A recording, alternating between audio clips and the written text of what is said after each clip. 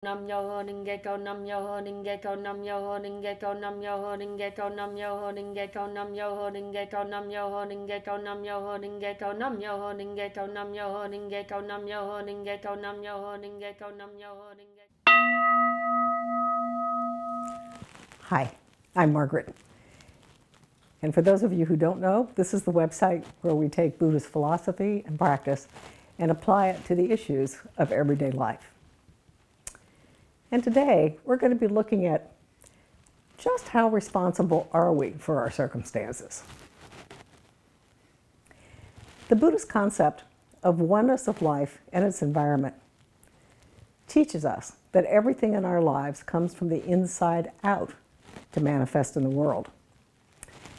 That sounds fine when life is going well, but we tend not to believe this when we come up against a problem with another person. Then we just don't see our circumstances in quite the same way. Many times we fall into blaming the other person. We become a victim in the scenario. After all, we can see the problems the other person is causing, but we don't see how we are contributing to the situation. No one ever believes that their suffering is their own fault. One of the hardest realizations in this Buddhism is that if we're involved in anything, that we've made some causes to have it manifest in our lives. Many just simply don't want that responsibility. But whether we know it or not, or believe it or not, the law of the simultaneity of cause and effect is going to operate in our lives. And it says that every thought, action, or word is creating a cause which will manifest when the time is right in the future. Every situation has both an internal and external cause. The internal cause is our karma. The situation is the external effect. For example, if you have a glass of clear water with sediment in the bottom and you stir it, the stirring brings up the sediment. If no sediment were there to begin with, nothing would happen when the water is stirred. The sediment represents the internal cause, our suffering. The effect is the current situation which is causing the suffering, the sick child, the tyrannical husband, the bankruptcy. People don't notice the sediment in their own lives, but accuse the other of creating the problem. If you hadn't ... But if there was no internal cause, the outer actions wouldn't cause suffering. People say, I would never have wanted to manifest anything like this, so how can you say I did? I don't remember anything. We have to remember that we have lived many, many lifetimes, and that not everything manifests all at once, but only when the time is right. We also carry karma from one lifetime to another. So we're probably not going to remember. But we must understand the principle if we want to resolve a difficult situation. We have made past causes which are manifesting in the current situation. Most of the time, people try to deal with the effect of the causes they've made, which is to change what the other person is doing. It simply won't work. As long as you complain about the other person looking to solve the problem outside of yourself, nothing will change. You can't change someone else's karma. You can only change your own. You're going to have to recognize that your own bad karma is the cause of your unhappiness and pray for it to be changed. But the beauty of it is that ownership of the problem gives us the power to overcome anything. When we strengthen our faith and practice to change our destiny, when you change your karma, which is resulting in your suffering, then the situation will change of itself. So let's look at how we chant about this. The Gosho states in the letter to Konichibo, quote, even a small offense will destine one to the evil paths if one doesn't repent of it. But even a great slander can be eradicated if one repents of it. So how do we chant about this? First, we must sit in front of the Gohanzen and take full responsibility for the situation, whether we like it or not. Resolve to make the changes necessary to overcome any offenses and slanders you may have committed in this or other lifetimes. And then chant for the wisdom to know what to do.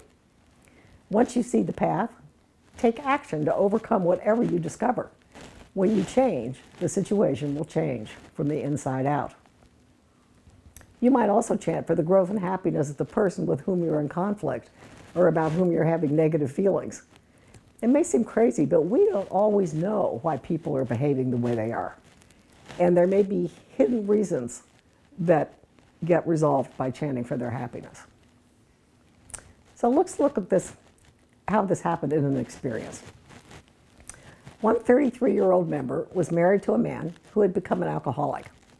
Life was extraordinarily difficult. He was deeply depressed and didn't want to live. Fairly frequently, he tried to take his own life, and his wife had to deal with the crises and pick up the pieces. After this had gone on for a period of months, the husband told his wife one day that he wanted her to change. She was completely taken aback. She almost said to him, "How could you say this to me after everything you've put me through?" She had been viewing the situation as being his problem. But she was a practicing Buddhist and knew about the concept of oneness of self and environment. So she swallowed her words and went to the Gohanzen instead. There she chanted with determination to know the truth of herself. After seriously chanting about this for a period of time, she came to understand through self-reflection that she had been harboring arrogant feelings toward her husband and his family. Before the Gohanzen, she resolved to take action and change this in herself. The shift was amazing. Her husband became loving, started doing things for her, and most important of all, stopped drinking. Today, they have a happy marriage. So in summary, today we discussed the principle of oneness of self and environment. If you're suffering because of a problem, it's your karma to suffer because of this kind of problem. If you chant to change the other person, that's dealing with the effect, not the cause of the problem. You can't change another person's karma, only your own. Every problem has an internal cause as well as an external cause, which work together to bring about the effect. If you chant to change your karma to suffer, the internal cause, and take action to resolve the situation will change of itself. If you're suffering because of the problem, you are the person to resolve it. Chant about what you need to change to gain the wisdom to know what to do.